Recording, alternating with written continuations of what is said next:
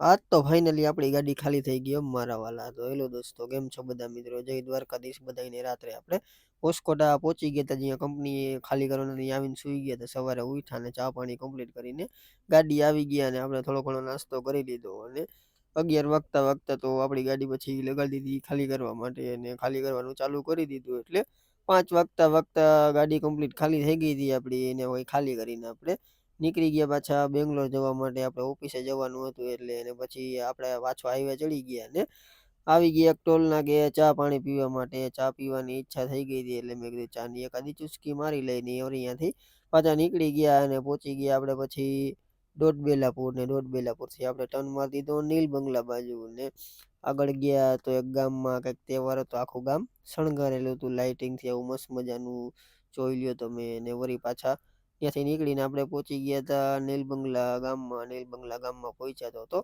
રાત પડી ગઈ હતી, ફૂલ ટ્રાફિક હતો. ટ્રાફિકમાંથી આપણે 1.5-2 કલાકે નીકળ્યા અને વળી પાછો હાઈવે ચડી ગયા. અને હાઈવે ચડતા બી આપણે થોડો ટ્રાફિક નીકળ્યો હતો કેમ કે રાતનો ટાઈમ હતો એટલે. અને જોઈ શકો છો તમે આ નાઈટનો વ્યૂ બેંગ્લોરનો. આવો મસ્ત મજાનું લોકેશન હતું. ને ફરી પાછી આપણે પહોંચી ગયા પાછા ઓફિસે. ને ઓફિસે આવી ગયા, ગાડી પાર્કિંગ સાઈડમાં કરાવી દીધી અને નંબર આપણે લખાવી દીધા. ગાડીઓ હતી નહીં એટલે આપણો ભરવાનો સવારે વારો આવી જાય તો સારું. એ તો પછી આપણે જમવાનું મગાવી લીધું પાર્સલ ને જમી કરવીને નિરાતે હવે અહીંયા સુવાનું થશે ઓફિસે. તો જોઈએ હવે સવારે શું આપણે લોડિંગ મળે છે કે નથી મળતું. તો મળીએ નેક્સ્ટ વિડીયોમાં.